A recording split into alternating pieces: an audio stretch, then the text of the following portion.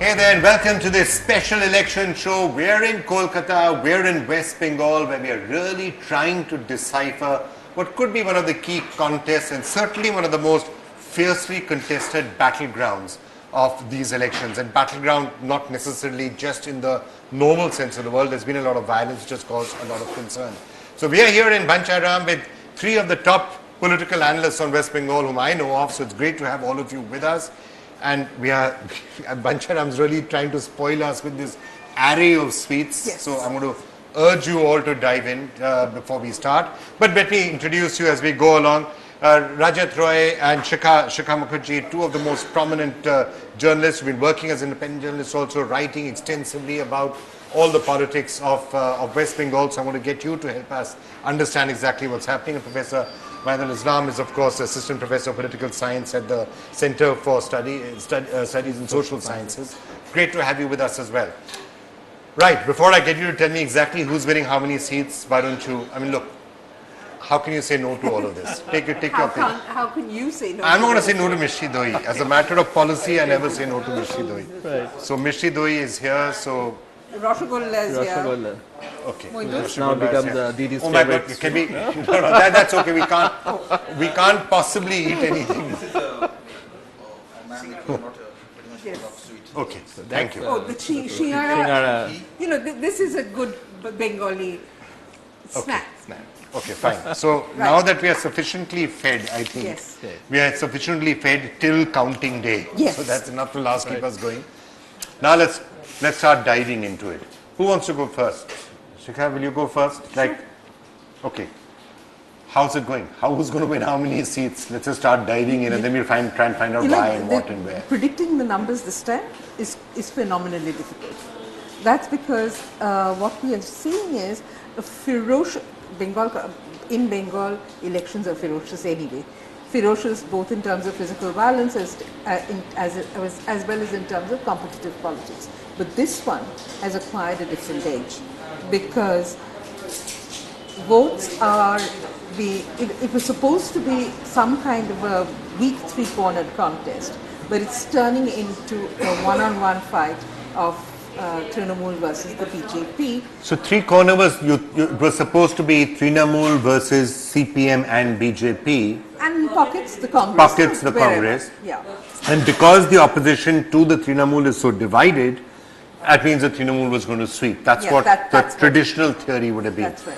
Rajat, if you would agree with that, because if you look at it, that's what happens in every single election, right? You have one strong incumbent or one dominant party, and then it becomes the index of opposition unity against that. So if it had been Trinamool and then a divided opposition to Trinamool would have really romped home. Yeah. Are you seeing this consolidation around the BJP happening, which means left votes going to the BJP, perhaps even some votes coming from the Congress, and that's causing a problem? Actually, the polarization is taking place between two opposite forces. One is BJP and one is TMC. And because of that, this opposition unity index is not actually changing. And now it is shrinking. The opposition space of left and Congress is shrinking a lot. And supporters and voters from that side is going over to BJP side. But I won't rule out the possibility of some erosion from the TMC side as well, because of lot of factors that happened in between actually. So now there is the element of disgruntlement within the TMC rank also. So BJP is getting this thing from both these things actually. Okay. Professor Islam, if I can just come to you. Now, some of what is being said out here has almost been baffling people, and this was particularly true, I think, phase 6, where in the left strongholds, you had people saying left voters are en masse moving across to the BJP. Now, that would be what happened to ideology. If you're moving from the left, from the CPM across to the BJP, which would have been considered anathema at some point, does it mean that the role of ideology is not as big as we once thought it was?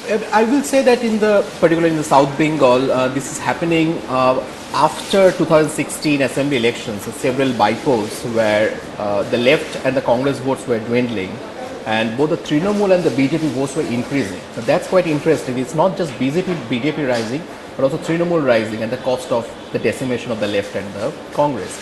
As far as ideology is concerned, I think in the last 10 years of left rule, there was an ideological contradiction within the left itself. So there is a lack of ideological struggle within the left. So the first kind of shift was from left to Trinamool, which is from 2008 to 11. So 2009 there was a huge shift. So left got 50% votes in 2004, but they got something around 43% votes in 2009 Lok Sabha elections. But then the second big shift was after 2011. 2011 they got 41% votes, which means that from 2009 to 11 there was just 2% vote. So left was still intact in 41% 2011. But then within 3 years, 11 to 14, there was 12% votes shift, which is left came down to 29%. Left was something around 28-29% in 2016, even if there was a left Congress alliance and left kind of contested 100 seats less, but still they were managed to poll a low of 25% votes, which means a lot of left votes were polled for the Congress candidates.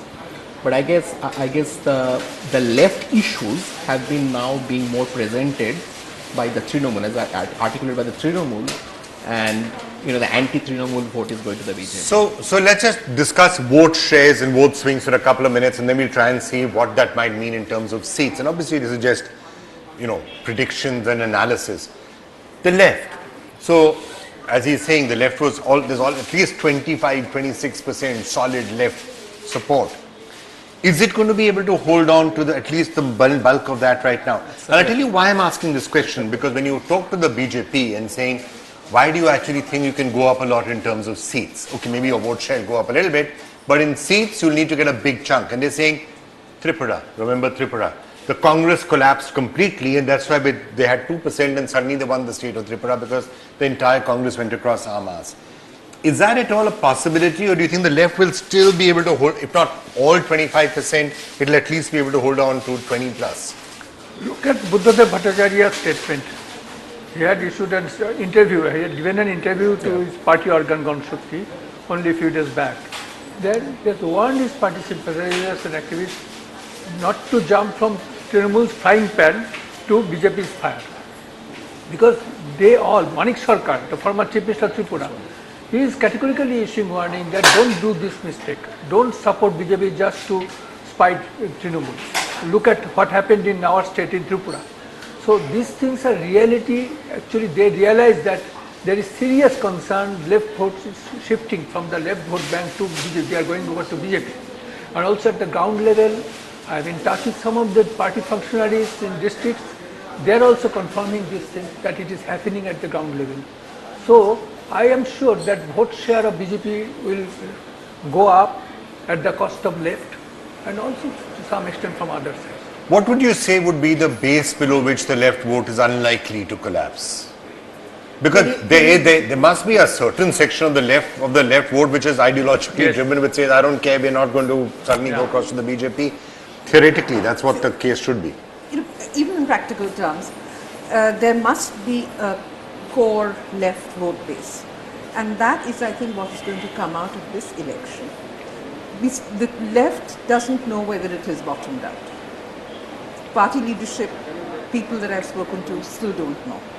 So I think this is the election where the bottoming out may become very apparent, and I tend to agree with Roger that there will be an erosion probably of left votes to the BJP at one point, and maybe even to other parties at another, because what has happened in 2018 is that the left was forced to they expelled about 100 members on because of anti-party activities, mostly helping the BJP. Okay. And one of their parliamentary candidates in this election is actually out there in the open talking about the fact that he's hoping to woo back voters who had gone over to the BJP and bring them back into the fold in this election. So the left's own apprehensions of where they stand is very clear. Okay, I'm just going to interrupt this for a couple of minutes. We're going to come back and look at some of the issues also and see what those vote share fluctuations may or may not mean in terms of actually how many seats can be won by the various parties. But why don't you just quickly take a look at all the major election-related news stories that have actually happened today. 2019 Lok Sabha चुनाव में आखिरी दौर का मतदान रविवार को होना है और फिर 23 मई को चुनाव के नतीजे आने हैं। लेकिन इससे पहले ही सरकार बनाने को लेकर सियासी सरगर्मियां बढ़ गई हैं। मीडिया रिपोर्ट्स के मुताबिक यूपीए की चेयरपर्सन सोनिया गांधी ने यूपीए और गैर एनडीए पार्टी प्रमुखों के नेताओं को खत लिखा है। इसमें उन्होंने सारे नेताओं को 23 मई को दिल्ली में होने वाली बैठक में शामिल होने का बुलावा भेजा है। वहीं इस मामले में मध्य प्रदेश के मुख्यमंत्री कमलनाथ ने ओडिशा के सीएम नवीन पटनायक से फोन पर भी बातचीत की है। बीजेपी अध्यक्ष अमित शाह ने ममता बनर्जी पर तीखा हमला बोला है। शाह के मुताबिक रोड शो के दौरान हुई हिंसा के पीछे ममता बनर्जी हैं। उन्होंने दावा किया कि यदि मौके पर सीआरपीएफ के जवान नहीं होते तो उनकी जान नहीं बचती। उन्होंने कहा कि ममता बंगाल में लोकतंत्र का गला घोंट रही हैं। अमित शाह ने कहा कि टीएमसी गुंडों ने ही उनकी बाइक और गाड़ियां जलाई हैं। ये फोटो है जो मेरे रोड शो पर पथराव किया गया, जिसमें सीआरपीएफ के बचाव करने के साधन से बचता हुआ मैं स्पष्ट दिख रहा हूं और नीचे आगजनी भी हो रही है। कोलकाता में अमित शाह के रोड शो के दौरान हुई हिंसा के बाद जुबानी जंग और तेज हो गई है। अब टीएमसी सुप्रीमो ममता बनर्जी ने बीजेपी को सख्त चेतावनी दी है। उन्होंने कहा कि तुम लोगों का नसीब अच्छा है कि मैं यहाँ शांत बैठी हूँ, वरना तो मैं 1 सेकंड में दिल्ली में बीजेपी दफ्तर और तुम्हारे घरों पर कब्जा कर सकती हूँ। ममता ने पूछा, अमित शाह क्या भगवान है जो उनके खिलाफ कोई प्रदर्शन नहीं कर सकता। कोलकाता में अमित शाह के रोड शो के दौरान हुई हिंसा को लेकर टीएमसी और बीजेपी आमने सामने हैं। अब टीएमसी नेता डेरेक ओब्रायन ने रोड शो के दौरान हुए हंगामे का 3 वीडियो जारी किया है। डेरेक के मुताबिक ये वीडियो बीजेपी के खिलाफ 3 पुख्ता सबूत हैं। इस वीडियो में दिख रहा है कि सिर पर भगवा साफा बांधे हुए कुछ लोग सड़क किनारे खड़े वाहनों को नुकसान पहुंचा रहे हैं। इनमें से कुछ के हाथ में डंडे हैं तो कुछ पत्थर फेंकते हुए भी दिखाई दे रहे हैं। उन्मादी भीड़ आगजनी भी कर रही है। डेरेक ने हिंसा के लिए सीधे तौर पर बीजेपी को जिम्मेदार ठहराया है। मंगलवार को कोलकाता में बीजेपी अध्यक्ष अमित शाह के रोड शो के दौरान हिंसा के बाद दिल्ली में बीजेपी के नेताओं ने जंतर मंतर पर मौन प्रदर्शन किया। इस धरने में केंद्रीय मंत्री विजय गोयल, डॉक्टर हर्षवर्धन, डॉक्टर जितेंद्र सिंह समेत सैकड़ों बीजेपी कार्यकर्ता मुंह बंद करके अपनी नाराजगी जाहिर की। आपको बता दें, कोलकाता में हिंसा को लेकर बीजेपी के राष्ट्रीय अध्यक्ष अमित शाह ने कहा है कि अगर सीआरपीएफ वहां नहीं होती तो उनकी जान जा सकती थी। अमित शाह के रोड शो में हुई हिंसा के दौरान पश्चिम बंगाल में ईश्वर चंद्र विद्यासागर की मूर्ति तोड़े जाने के विरोध में लेफ्ट दलों का प्रदर्शन जारी है। सीएम नेता सीताराम येचुरी ने इस मामले की जांच की मांग की है। तो आज जो सभ्यता की हिफाजत करने वाले, जो उनके नाम पर जो आज जो है दावा करते हैं, वही लोग इसके अंदर इस घटना के अंदर शामिल थे। तो इसलिए इसका तीव्र हम खंडन करते हैं। इसके अंदर तू मैं की बात नहीं है। कौन किया, किसने क्या किया, शुरुआत वगैरह, वो सब उसकी सब जानकारी चाहिए। तो एक जांच करवाइए जल्दी से, और कौन है इसके अंदर अपराधी, उसके ऊपर कार्रवाई करिए। तृणमूल कांग्रेस ने मंगलवार को हुई हिंसा के लिए बीजेपी को जिम्मेदार ठहराया है। पार्टी नेता डेरेक ओब्रायन ने एक वीडियो जारी कर बताया कि ईश्वर चंद्र विद्यासागर की मूर्ति को बीजेपी कार्यकर्ताओं ने तोड़ा है। डेरेक ने कहा कि विद्यासागर की मूर्ति पर हमला कर बीजेपी ने बंगाल की अस्मिता पर हमला किया है। अमित शाह के आरोपों पर पलटवार करते हुए डेरेक ने कहा कि अमित शाह झूठे और धोखेबाज हैं। 1. This video establishes clearly not only did what they did yesterday, that Amit Shah is a liar, धोखाबाज, but we are not surprised. वो सब चीज में तो धोखा देता है। भारतीय जनता युवा मोर्चा की संयोजक प्रियंका शर्मा ने कोलकाता के अलीपुर जेल से रिहा होने के बाद बीजेपी कार्यालय में प्रेस कॉन्फ्रेंस को संबोधित किया। ममता बनर्जी का आपत्तिजनक मीम सोशल मीडिया पर शेयर करने के लिए उन्हें गिरफ्तार किया गया था। प्रियंका ने मीडिया से कहा कि मुझे मंगलवार को यह जमानत मिल गई थी, लेकिन फिर भी 18 घंटे के बाद रिहा किया गया। प्रियंका ने कहा कि मेरे वकील और मेरे परिवार से मिलने से भी मुझे मना कर रहे थे और उन्होंने मुझसे एक माफीनामा पत्र पर भी हस्ताक्षर भी करवाया है। प्रियंका ने आगे कहा कि मैं इस मामले को आगे तक लड़ूंगी और मैं माफी नहीं मांगूंगी।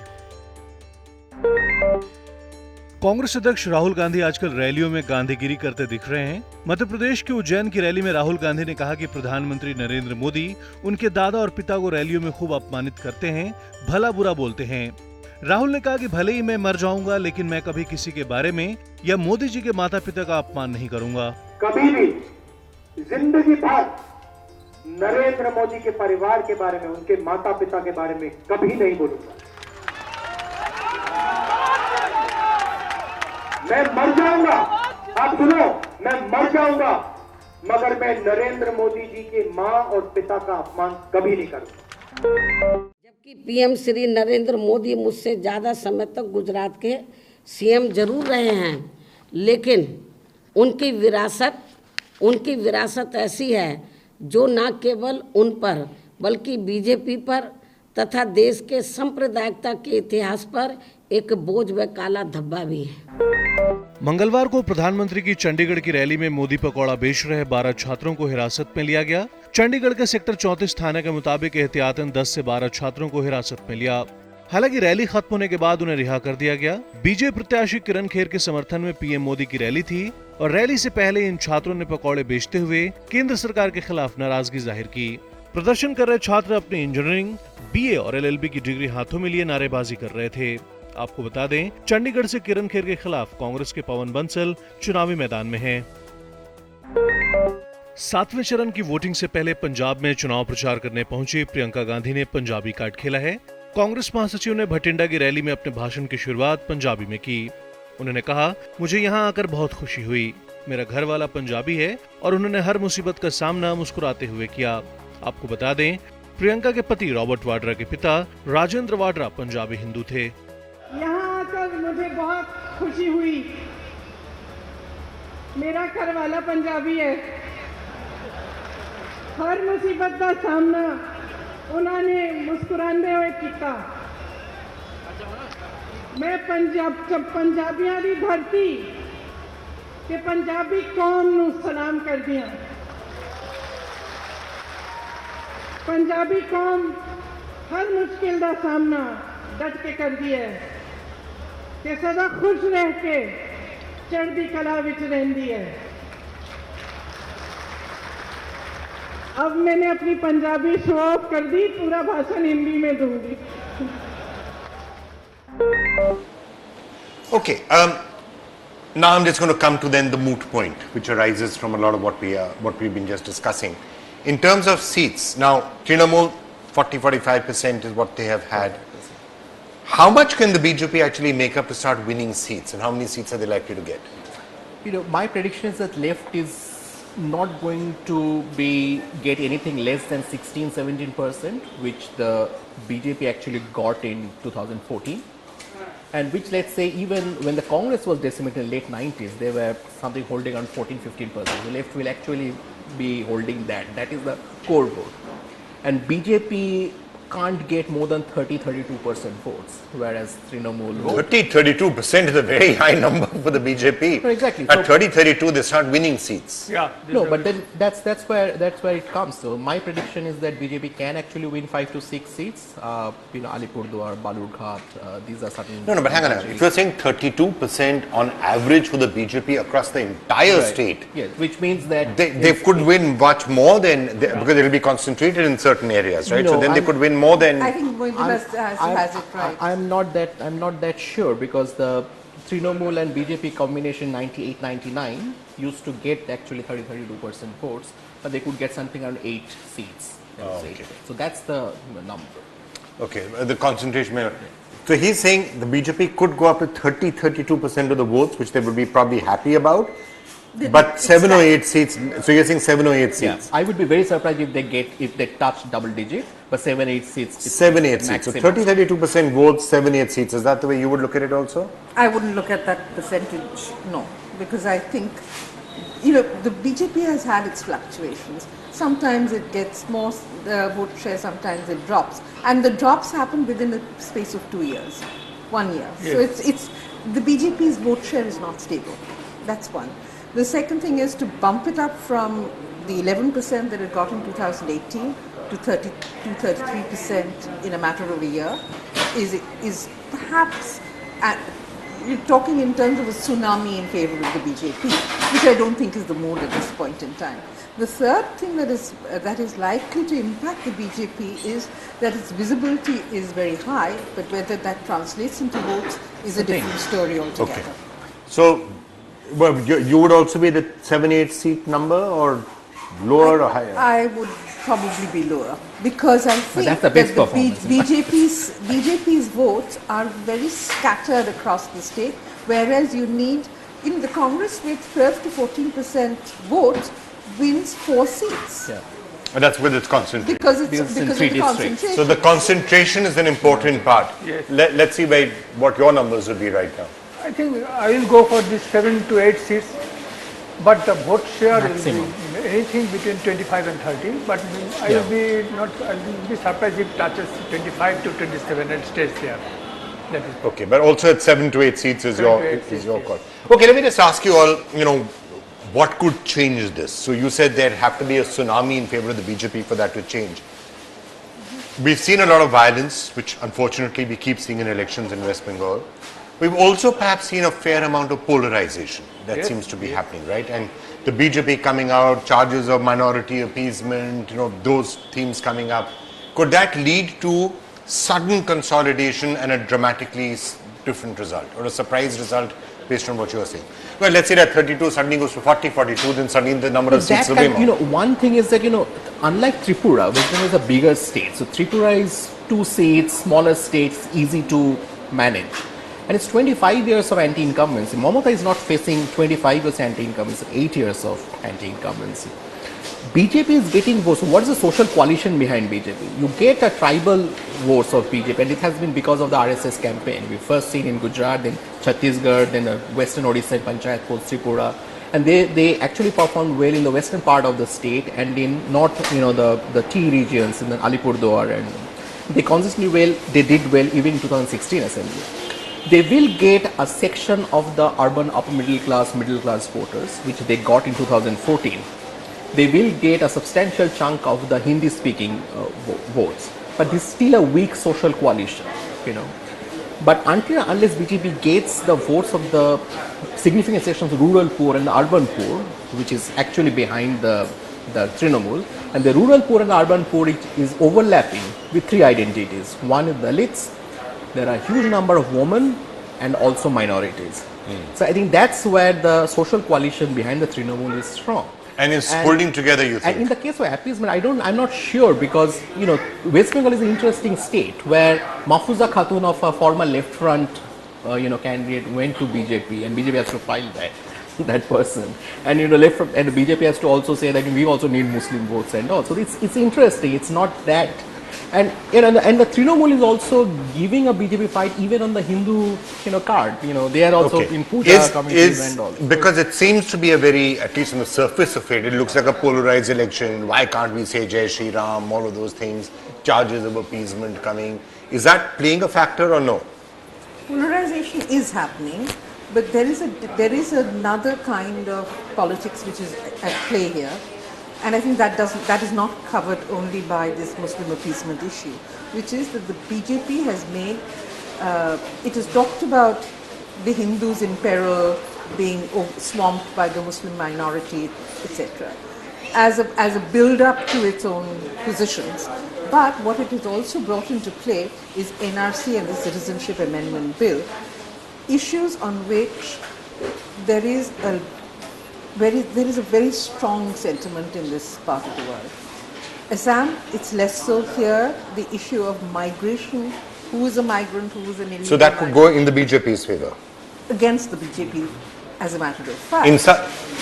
But why? But there would be surely a section of people who would say we will welcome that. A small section who would be attracted by the offer of citizenship, but in this state, which has been the BJP's narrative, that the left and the Congress and the Trinamool between them have legitimized illegal migrants and therefore appease the Muslim minority. So there, it is not something that will go in favor of the BJP, because if Hindus as much as Muslims were legitimizing. That's an interesting take, because then that entire strategy seems to be somewhat doubtful, because the BJP said, okay, maybe we're going to lose a little bit in the northeast because of this, but it will pay us dividends in West Bengal. Shikha seems to be saying that that's not the case. See, in February, Prime Minister visited this, made a visit to this Motua headquarters. Motua is a sub-caste of scheduled caste thing. Namashudras in Bengali, they are called Namashudra.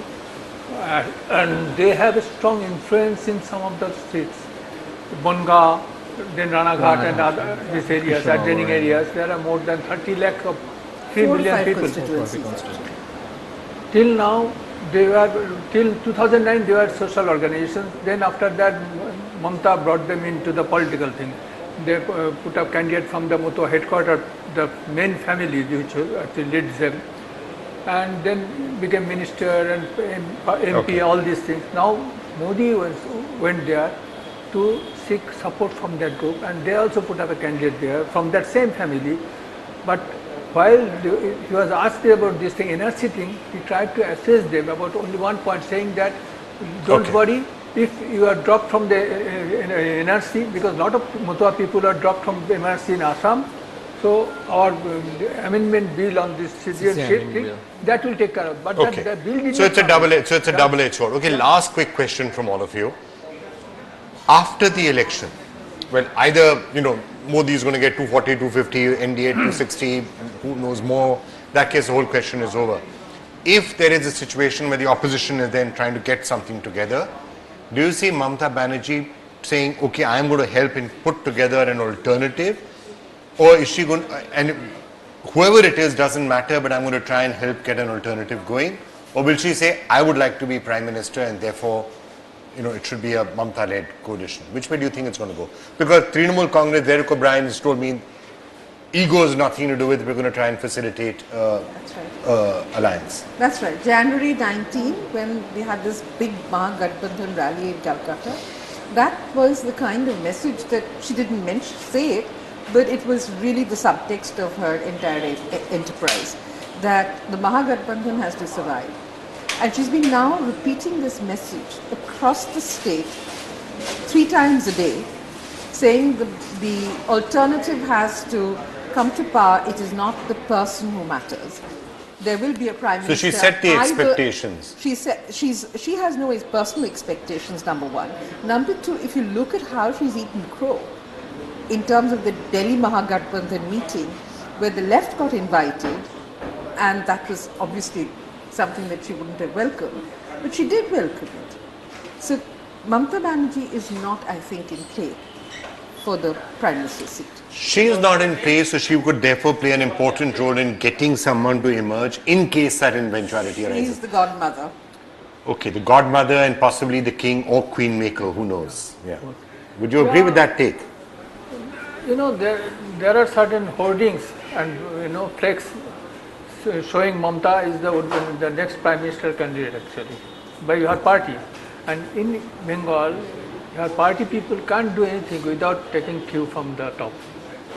Okay, what would be your take? So slightly different. Would Mamata be interested just in saying? It all depends on the number. I mean, if she retains 34 seats, which means that and if there is a non-BJP government, then Trinamool becomes the 3rd largest party. So they might play the role that the left played, but the difference between the left and the Trinamool is that Trinamool is willing to join the government, unlike the left. Yeah. Now, the one question that will arise is that if Mamata becomes Prime Minister, who will be the Chief Minister here? Because there will be a lot of questions. Contenders. I would say the best bet for Mamata is to actually get Finance Ministry. Bengal needs a lot of funding, so because and she has this dream of Bengal project right from the 90s. Well, people watching this will say, hang on guys, aren't you, you should, why don't you wait till the 23rd, see what the numbers are, for all you know, everything is going. Vikram, that's exactly what Mamata Banerjee has said. Yeah, wait till the 23rd and see how it all pans out. Exactly. All right, thank you all so much for joining us. It's been so fascinating here, and yes, 19th exit polls and then 23rd counting day, which I trust you're going to be watching right here, day long, one of the largest ever digital coverages of any election, which I hope you're going to watch, and we're going to be trying to get views from all of you as well on whatever happens in West Bengal. It will be a key state in deciding that. That's it for now. We'll be back soon.